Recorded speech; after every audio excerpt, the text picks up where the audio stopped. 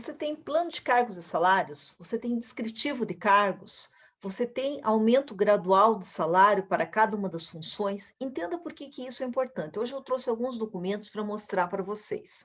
O primeiro deles que eu trouxe é aqui, ó, descrição de cargos, certo?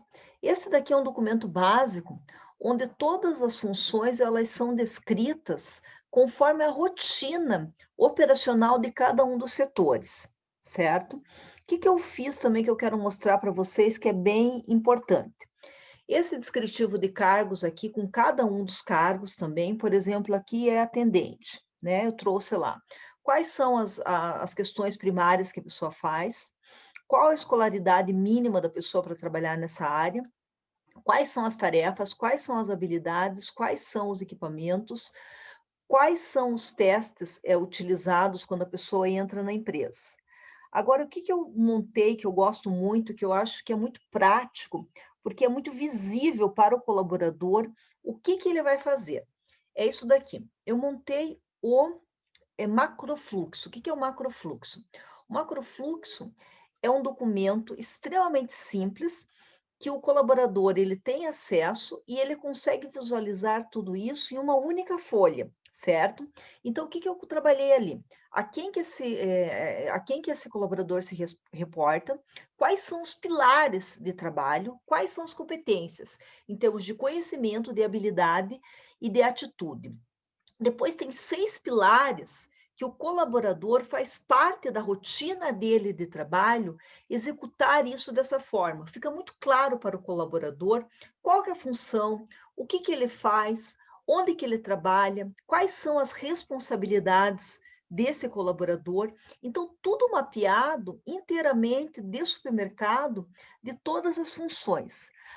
Por que que isso é importante? Deixa eu mostrar aqui para vocês o que que eu faço com este trabalho. Aqui. Então, vocês têm lá os pilares.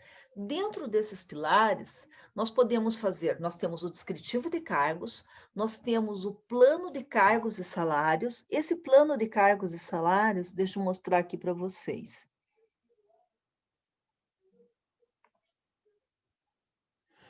Aqui, eu sei quem está no nível 1, no nível 2 e no nível 3, porque vocês já viram que determinadas pessoas, elas chegam até para uma entrevista e elas nos dizem assim, por exemplo, no dia da entrevista: "Ah, eu sou açougueiro profissional". Você diz: "Ah, você é açougueiro profissional, faz quanto tempo que você trabalha?".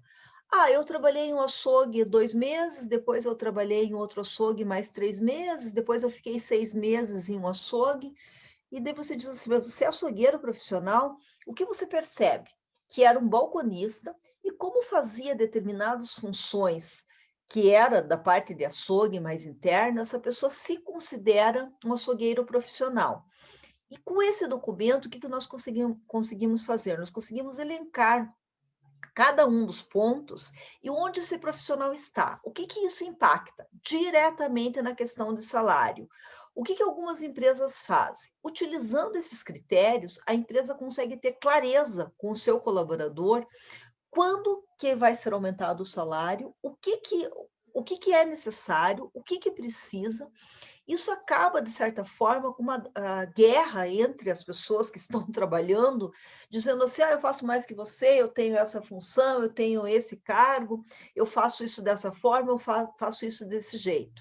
E também para os líderes fica muito mais fácil. É claro que trabalhar em supermercado exige-se sim um profissional que é multifunção. Sim, é verdadeiro isso, em todos os setores. Isso é previsto, inclusive, dentro de cada um dos critérios.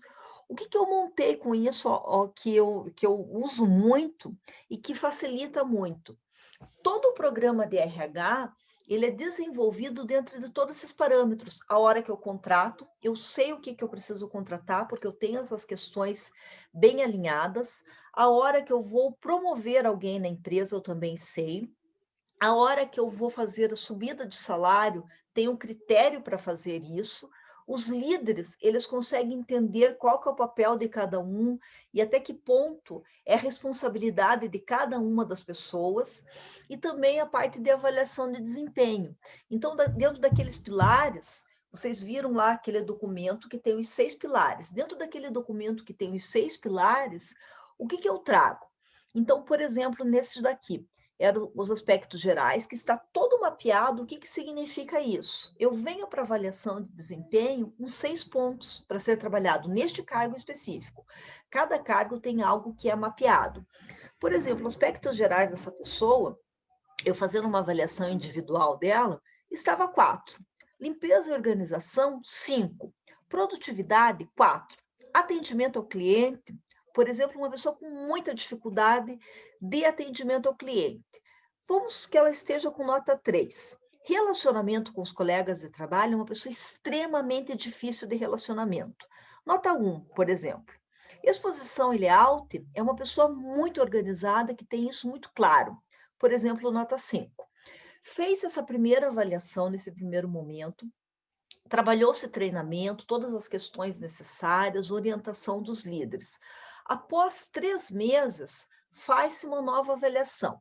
Nessa avaliação, vamos lá, os aspectos gerais dessa pessoa, 4, limpeza e organização, 5, produtividade dessa pessoa aumentou para 5, atendimento ao cliente foi para 5, relacionamento com os colegas de trabalho, essa pessoa conseguiu ir para 4, e layout e exposição, essa pessoa fica 5. Então, vocês estão vendo que o mapa de avaliação, ele dá o antes e depois da pessoa, isso de uma forma muito clara, porque ela sabe exatamente o que está sendo cobrado dela em termos de responsabilidade.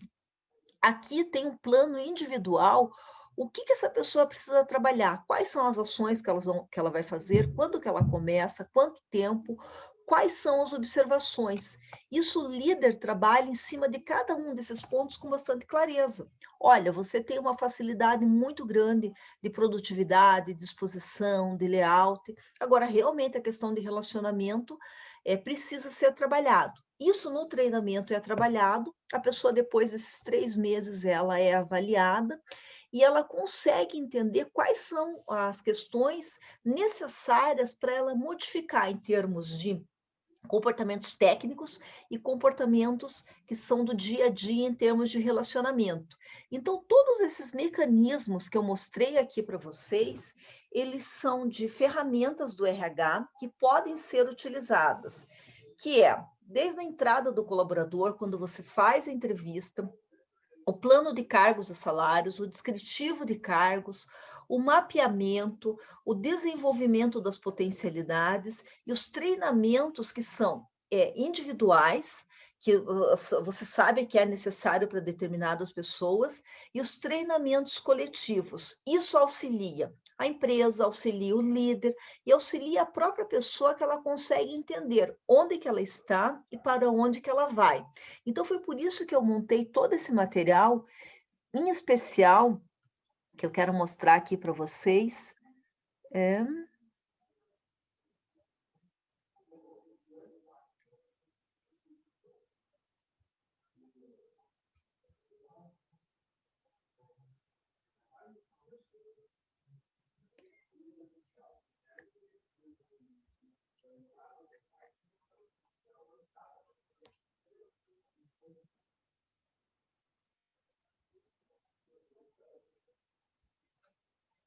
Em especial para vocês, essa avaliação de desempenho dentro dessa possibilidade do macrofluxo. Então, esse macrofluxo, veja, ele tem todos os setores, todos os trabalhos possíveis dentro da empresa, dentro do supermercado, que isso daí é um norte para a pessoa saber onde que ela está, para onde que ela vai e qual que é a determinação de cada uma das funções.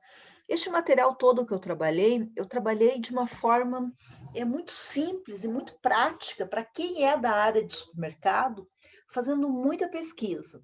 Então, se você tem interesse em conhecer mais sobre esse material, me procure, vamos conversar, porque eu vejo que é de grande importância você colocar isso no RH do seu supermercado, porque facilita o entendimento, a comunicação e facilita, inclusive, o trabalho dos líderes e o trabalho de promoção também. É isso, pessoal, tudo de bom para vocês. Deixa aqui nos comentários, nessa área de RH, se você já tem um programa estruturado nessa área.